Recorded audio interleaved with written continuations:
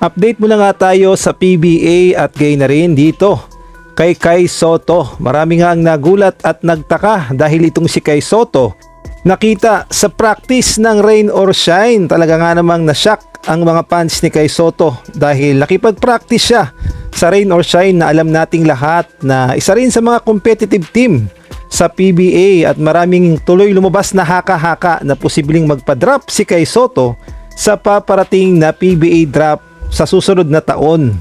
At kung atin ngang babalikan yung report ng Spin.ph noong nakaraang taon, May 18, 2025, patungkol nga ito sa rain or shine at nagbabalak nga daw silang i-drop itong si Kai Sotto. Ang sabi pa nga dito, i-drop na namin siya. Wala nang chance yung ibang teams. Sorry, other teams. The 7-3 Modern Big is headed to the Elasto Painters rain or shine, all set to drop Kai Sotto. In its dream, of course. So, nagpapahiwatig na nga dito yung rain or shine na gusto talaga nilang i-drop itong si Kai Sotto kahit na isang panaginip pa lamang ang kanilang pinapangarap. Ngunit ngayon tila ba'y nagkakatotoo na at mukhang mapupunta si Kai Sotto sa rain or shine at mukhang magpapadrop. Hindi pa nga tayo 100% na sigurado dyan dahil itong si Kai Sotto, alam naman nating lahat na napapabalita na gustong sumubok sa USNCAA upang mapansin sa NBA. Ngunit dito nga sa video na ito, mukhang saktong-sakto siya sa sistema ni Coach Yeng Guiao at bagay na bagay talaga siya sa rain or shine. Sa tingin nyo, magpa-drop kaya itong si Kai Sotto at gulatin niya ang buong mundo at sumali siya sa PBA drop sa susunod na taon?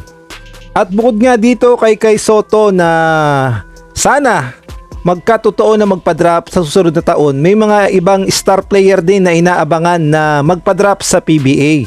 At ang nauuna nga itong si Mike Phillips and Lex Road Warriors via Blackwater. Kaya lang mukhang hindi muna siya magpapadrop at susubok sa Japan. Ang pangalawa naman si Jacob Cortez, Barangay Ginebra, San Miguel via Terra Firma Jeep. At ang number 3 naman itong si Kaimani Ladi, Titan Ultra Giant Racers. Ang pang-apat si Mason Amos, Phoenix Super LPG Fuel Master. Ang panglima naman si DJ Fener, Terra Firma Diep via Converge. At ang pang-anim si Dom Escobar, Phoenix Super LPG Fuel Master via NLEX. Ang pang-pito naman si JD Gakulangan, Magnolia Templados Hot Shots. Ang pang-walo si Jake Figueroa, Rain or Shine Elasto Painters.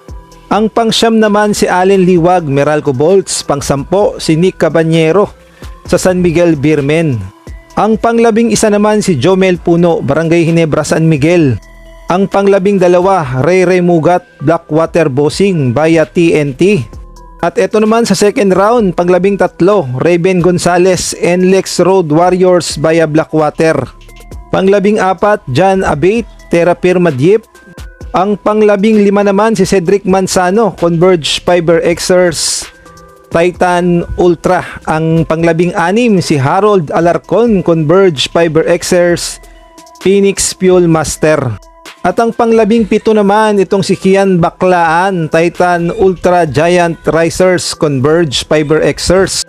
Pang-18 Justin Sanchez, Phoenix Super LPG Fuel Master at NLEX. At ang pang-19 naman si Gani Stevens, Magnolia Templados Hotshot. Pang-12 Clint Escamis, Rain or Shine Elasto Painters. At ang pang-21 si Kevin Santos, Meralco Bolts. Pang-22 Patrick Slit, Titan Ultra Giant Racers via San Miguel. At ang panghuli ang pang-23 at pang-24 RC Kalimag, Barangay Ginebra, San Miguel. At itong si Terence Portea, Rain or Shine Elasto Painters via TNT. At wala pa nga sa listahan na yan sa PBA Mock Drop 2027 si Kai Sotto dahil hindi pa nga natin sigurado kung magpapadrop ba at kung ano ang ginagawa niya sa practice ng rain or shine. At kung nagustuhan mo ang video na to, paki-like, paki-subscribe, pakipindot ang notification bell para updated ka sa susunod kong i-upload.